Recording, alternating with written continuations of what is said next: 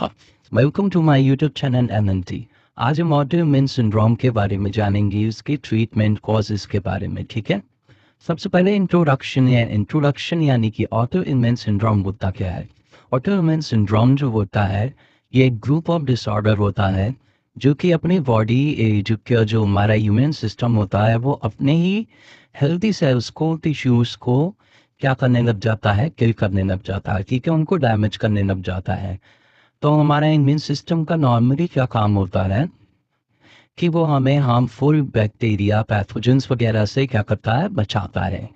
But जब किसी person को ऑटोइम्यून डिजीज हो जाता है तो उस टाइम पे क्या होता है, जो हमारा डिफेंस सिस्टम होता है, ऑटोइम्यून सिस्टम होता है, वो काम करना बंद कर देता है, फंक्शन नहीं कर पाता, जिसकी वजह से क्या होता है, हमारे जो टिश्यू सेल्स होते हैं वो डैमेज होने लग जाते हैं, जिसकी वजह से हमें कई सारी डिजीजेस हो जाती हैं,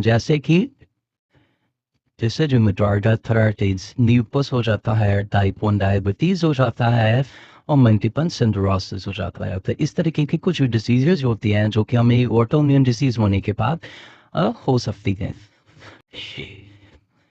so the immune system role, हमारी बॉडी में इम्यून सिस्टम का क्या काम होता है। नॉर्मल फंक्शन क्या होता है इम्यून सिस्टम का, कि वो हमारी बॉडी में harmful pathogen like bacteria, virus या जो भी माइक्रो ऑर्गेनिज्म है जो कि हमें डैमेज या हार्म कर रहा है हमारी बॉडी के अंदर, ठीक है, तो उसको किल करना, उसको ख़त्म करने का काम होता है हमारे इम्यून सिस्टम का। और यह हमारी सेल्फ यानी बॉडी सेल्स और नॉन बॉडी सेल्स को क्या करता है, रिकॉग्नाइज करता है। ठीक है, कि हमारा कौन सा सेल है खुद का और जो फॉरेन सब्सटेंस हमारी बॉडी में है।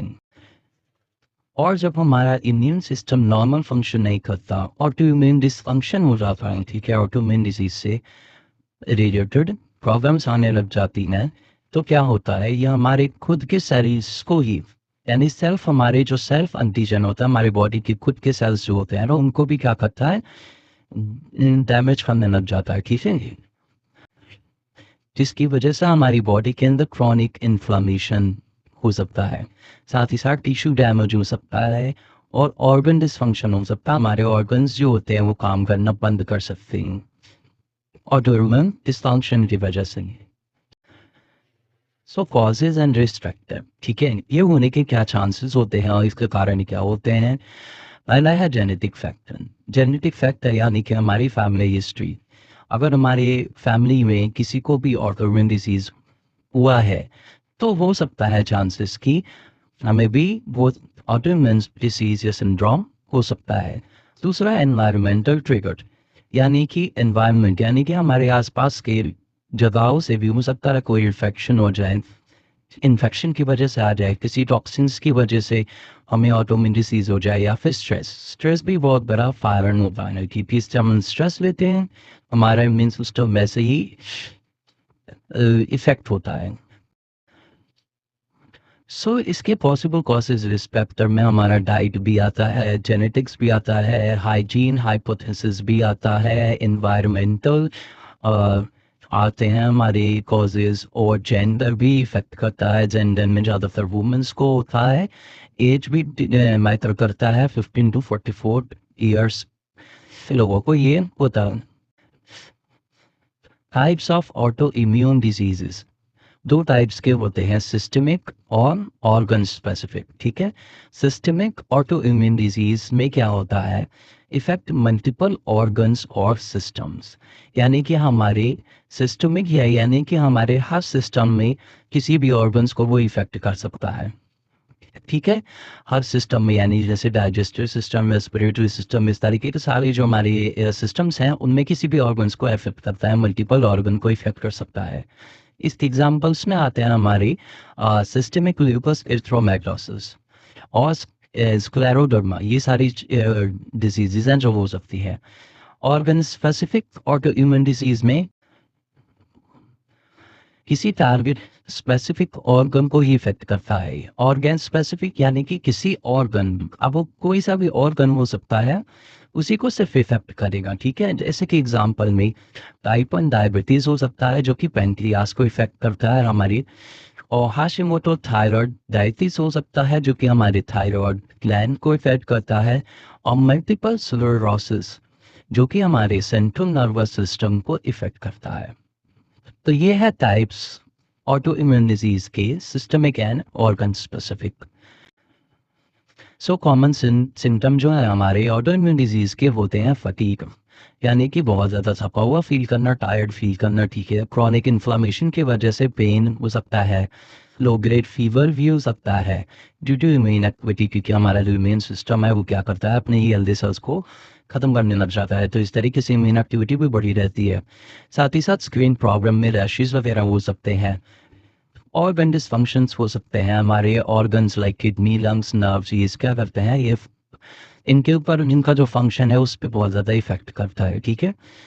तो आप देख सकते हैं स्वैलो ग्लैंड, ठीक है, जॉइंट्स में भी पेन हो सकता है, फीवर वगैरह, और डाइजेस्टिव इशू हो सकता है, डोमिनेंट पेन, स्किन प्रॉब्लम, ये सारे कॉमन सिम्टम हैं। सो नेक्स्ट है डायग्नोसिस ऑटो इम्यून डिजीज का, ठीक है। डिटेल मेडिकल हिस्ट्री निकालेंगे पर्सन का, ठीक है, फैमिली हिस्ट्री देखते हैं, साथ ही साथ सिम्टम्स देखेंगे, रिस्क फैक्टर क्या क्या थे, ये सारी चीज़ें हमें आइडेंटिफाई करनी पड़ती है, देखनी पड़ती है, स्टडी करनी पड़ती है। देन उसके बाद हम लेबोरेटरी टेस्ट रिकमेंड करते हैं, एंटीबॉडी, ऑटो एंटीबॉडी टेस्ट हो सकता है, ANA टेस्ट करा जाता है ल्यूपस के लिए, रूमेटॉइड फैक्टर फॉर RA, ये सारे टेस्ट होते हैं, CRP टेस्ट होते हैं इन्फ्लामेटरी मार्कर के लिए, ठीक है। ESR होता है, ये भी हमारा इन्फ्लामेशन को चेक करने के लिए होता है, ये सारे टेस्ट करते हैं।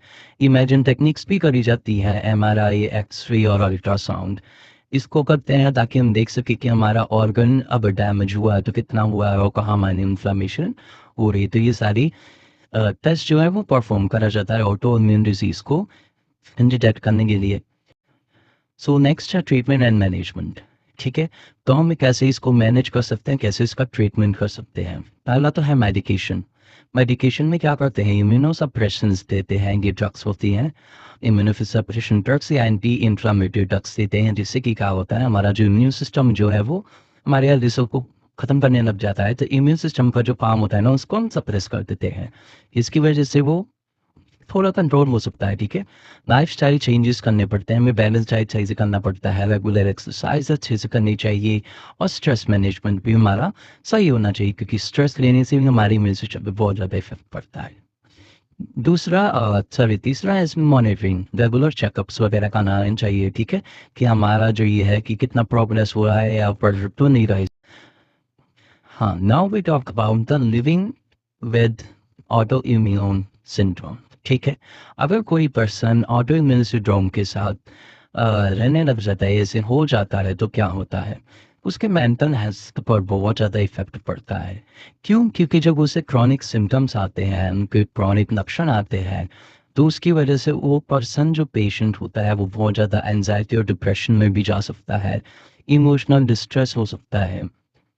सपोर्ट सिस्टम यानी फैमिली फ्रेंड्स का सपोर्ट होना चाहिए उसमें, ठीक है। और सेल्फ केयर स्ट्रेटजीज भी अच्छी होनी चाहिए, ज़्यादातर पेशेंट को रेस्ट करना चाहिए, अपने मेंटल हेल्थ को सही करना चाहिए, हेल्दी रूटीन, अच्छी डाइट, ये सारी चीज़ें लेनी चाहिए। So that is the auto immune syndrome. So video चलेगा तो चैनल को लाइक और सब्सक्राइब करें। Thanks for watching.